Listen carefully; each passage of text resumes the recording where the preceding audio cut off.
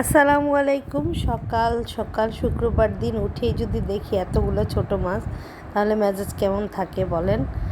আর সকালের জন্য খাবার একটু রেডি করে রাখছিলাম, আজকে বেশি রেডিও করতে পারিনি।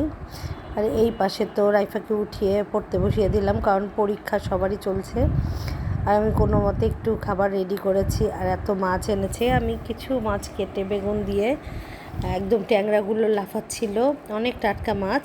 আমি কয়েকটা কাটতে পেরেছি, কারণ খালা চলে গিয়েছে। আর এই কুমড়োটাও রেখে দিয়েছে, এটা ইলিশ মাছ দিয়ে রান্না করব। ইলিশ মাছ ভেজে নিলাম। আর শিং মাছও এনেছে 1 কেজি। তো কোনো মাছই আজকে কাটবো না, রেখে দেবো ফ্রিজে। আর এখন রান্না টান্না শেষ করে রাইফাকে খাওয়াতে বসলাম ইলিশ মাছ কুমড়ো দিয়ে আর ট্যাংরা মাছ। ও তো আর সব সবজি খায় না। এদিকে পাট শাকও রান্না করেছি। জাস্ট আজকে রান্না করতে কাটাকাটি করতে অনেক সময় লেগে গিয়েছে। আসলে মাংস রান্না করতে তো আর এত সময় লাগে না, এইসব খুঁটিনাটি জিনিস রান্না করতেই সময় লাগে। রাইফা ইলিশের ডিম পছন্দ করে, তো এই ডিম দিয়ে খাইয়ে দিচ্ছি। আর কুমড়া দিয়ে ইলিশ মাছ আমার খেতে ইচ্ছা করেছিল, পাতলা পাতলা। রাইফাকে খাইয়ে দিচ্ছি। আর প্রাচুর্য তো নামাজ পড়ে এসে খাবে। আজকে সবারই সকালের খাবার লেট হয়েছে।